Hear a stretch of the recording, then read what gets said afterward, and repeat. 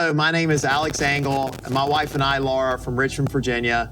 I've got a background in technology sales. My wife was an educator. She got her undergrad and her master's from the University of Virginia, and I went to school at the College of William & Mary.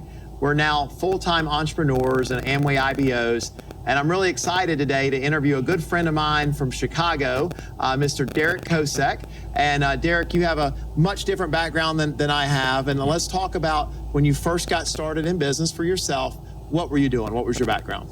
Yeah, absolutely. So my background, I was actually training with the Chicago Fire Pro Soccer team while I was in my last semester at the University of Illinois at Chicago. I was actually finishing my degree in elementary education, and I was traveling the country from Chicago to Florida to California, going back and forth training and finishing my assignments while I was on the road. As I started in business, I decided to put soccer on the back burner and found a job in corporate recruiting and pursue this business. So, Derek, that great background, totally different than mine. We come from different worlds, different walks of life. But based on what you want to achieve in life, what was it about network marketing that was attractive to you? Hey, great question. For me, I didn't know what network marketing was. To me, it was just a logical business. All legit businesses, they take work to grow and maintain, but it just seemed logical to me. I like the fact that Amway provided so much. It had such a strong history, a strong Better Business Bureau rating, and it just had a lot of longevity. I mean, it just was a pretty straightforward business. I also looked at other businesses, and they all had products or services they were moving, and this was no different. So to me, it just made a ton of sense. That's great. And maybe you're like me too, that I'm not sure. I don't think you come from a family of entrepreneurs, do you? Nope. Not at all. My dad was a coal miner down in southwestern Virginia. My mom was a school teacher. Yep. And so when I initially started working with Amway, they had some questions and concerns. They weren't, because they just didn't know this style of business. But how about you? What'd your family think when you first told them you were doing this? No, great question. So my parents are both teachers and much more traditional. Right. They weren't business people. I didn't grow up around people that own businesses really. Everybody around me kind of did the traditional job situation. And so I was doing what they wanted me to do. I was going to school. I was in the process of finishing that up, getting that corporate job, but I was also starting to think about what I could do more. And so while they didn't necessarily understand or maybe approve of what I was doing, I also realized that the world was changing and I needed to make money in different ways. And so this business just made a lot of sense to me. And through time, they tried a couple products and, sometimes they bought a little, sometimes they didn't. Over time, they grew more and more supportive and more excited about what I was doing. So they weren't necessarily jumping up and down, but they kind of in time gain some support. That makes sense, because this wasn't their initial plan for you. Nope. This wasn't, as you guys talked about your future, they didn't even know this probably existed. Nope. For something you could do in the future for another Correct. Additional income source. But what about all your friends? Because you played professional soccer, Yep. you probably had a huge network of friends. Yeah, absolutely. I'll tell you from my perspective, my friends, some were extremely supportive and some thought I'd lost my mind. Yeah, absolutely. Now, how about you? What was your experience? No, very similar. So I had a couple of friends that saw what I saw and got involved in the business with me. I had a few of them that just liked the products, but I did have one or two that had some skepticism or some concerns about whether I could do it.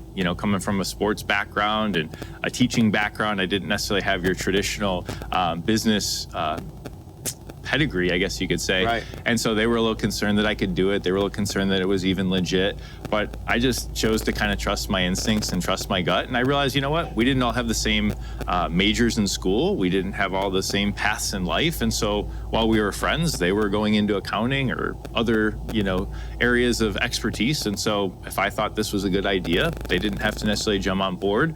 They didn't necessarily have to understand it, but I could still pursue it. Okay, that totally makes sense. And so, Derek, I think the nature of this type of business is sometimes goal setting is hard. And it's hard to figure out, okay, next month, will I be at this level or that level? And so I know a lot.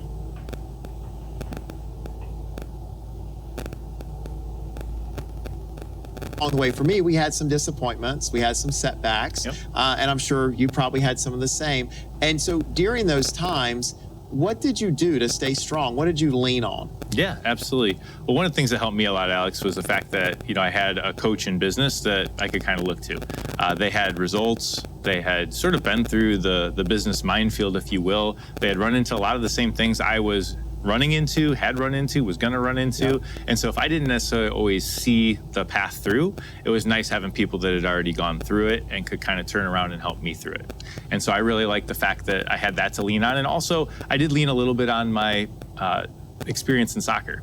You know, there were many times where I wanted to, you know, start as a freshman or be at a higher level in sports, and I just had to keep working at it over time to be able to get where I wanted to go. And so I figured business would work very similarly. Anything you're going to be successful in, it takes consistency, it takes endurance, it takes continued effort. And so I just figured the business would be very similar. So success in everything is hard. I know you're we played basketball together, so I know you're a naturally gifted athlete. I mean, I'm just the guy in the corner shooting 3-pointers. You're actually quite a few though. I know, but you're actually you're actually athletic. And so, but even with that, you learn those success principles because nothing good comes easy, and you had to work hard to be a success in that, and you worked really hard in this as well. The next question I have is based on time, because you're a busy professional. Yes. You got done with doing soccer. Now you're in a recruiting firm, correct? Yep. And I know how the hours are when you're working at those places. They want you to work forever. Yes, sometimes it seems as much as you can. As much as you can. Absolutely. And so, how did you manage that? What did you give me some tips? Yeah, so I mean, when I first started, quite honestly, I was still, like, as I mentioned, I was actually traveling around the country. So I was literally getting my business set up, and I was in a different state. As I already mentioned, you know, I had teachers that wanted my papers handed in and tests I was taking on the road and things like that while playing a pro level sport and competing at a pro level. And so I had a lot to navigate there. When I was home, I was interviewing for jobs as kind of the backup plan. And I was dating my now wife. And so, you know, I'm 23, I like to have some fun. So there was a lot going on. Right. But I really looked at it, and pretty soon after I kind of realized like sports wasn't going to necessarily be the ticket I wanted it to be. So I ended up getting that corporate job, but I was putting in 50, 55 hours a week. You know, after 5, they wanted me to take calls with clients and potential candidates and things. And so there were many times where I just had to prioritize.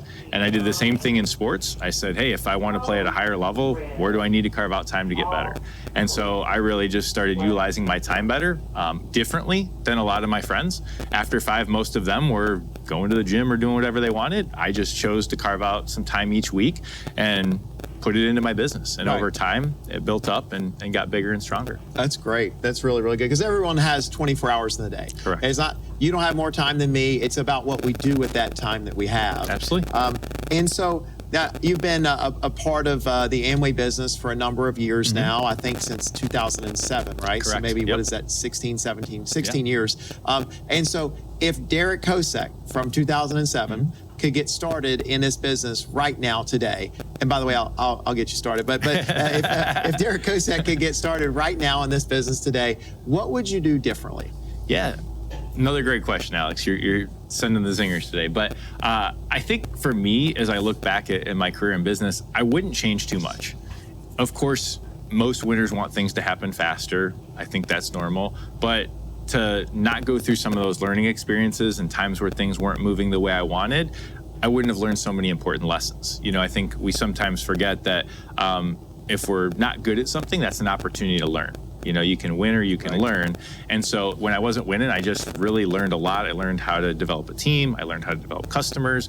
And for me, I wouldn't really change much, because even though I didn't always grow as quickly as I wanted, the lessons I learned along the way, I still use today. Those skill sets I developed along the way are still valuable today. So looking back on it, you can see that. But at the time, as you're learning these skill sets, it could be relatively frustrating because you have a goal or an end in mind. But looking back, it's kind of nice to say, gosh, during that time where I felt like I wasn't succeeding, actually, that's when I learned how to be successful 100%. As I was going through. That is good stuff. Yeah, we all say, right, hindsight is 20/20. Right. The problem is looking forward is not, right? And so it's not always easy to kind of trust the path you're on, but when you do, it usually get where you want to go. Amen. So Derek, I've got one last question for you. And I think this is probably a common question when you talk to people that have been a part of this type of business, the network marketing style business, is, in your opinion, based on what you've seen over the years, why do some people make it and some people don't? Yeah, I think for many people, they understand that there's no such thing as an overnight success. But quite honestly, then, in a couple weeks or a couple months, they kind of want it to be overnight success, right? So it's true. like, that is so where's true. my thousands and thousands of dollars? And anything worth doing takes consistency, right? It's sort of that, you know, in sports, right? I just go back to the fact that any skill I was developing, any level I went to in business, it took time to get good at it, that. And I think fear of not being good at it day one, not having the skill sets. I know for me personally, I didn't know how to create customers. I had never really sold or marketed a product in my life. I didn't go to school for business. And so there's sort of that fear of I haven't done this before, or I didn't go to school necessarily for this particular background. Now, some people may have, but I didn't. And so I kind of see that a lot with people. They kind of get caught in that fear of what other people think. Are they going to like the products? Can I do this? And quite honestly, with some education, I think anybody can. I think if you plug into the trainings and you work with your coach, I think you can learn the skills you need to succeed in business. And so that, coupled with a little bit of a longer term perspective, not looking for it to be overnight success, realizing that it may take a few months or even a year or two to really get good at it, that's okay. Yep. And it's up to you how hard you work and how quickly you want to accomplish things. But I think just understanding it's not going to be overnight success is probably one of the biggest things that slows people down. That makes total sense, because the concept is you are in business for yourself, but you're not by yourself. Correct. Because you have somebody else that has more experience than you have. So as you're going through this, they can sort of take you through the minefield of business success and help you out with that. So, well, Derek, I appreciate the time. I really think this interview can help out some people that are they're not even Amway business owners yet. They're just really checking things out to see if, hey, is this going to be a good fit for what they want to create? Yeah. So I appreciate your time and have a great day. Thanks for the opportunity. For existing IBOs only, not for use with prospects. The success depicted in this profile may reflect income from sources other than Amway, such as earnings from the sale of training and education materials or other businesses and investments. While the techniques and approaches suggested have worked for others, no one can guarantee that these techniques and approaches will work for you. In addition, we want to emphasize that success in this business does not come without hard work.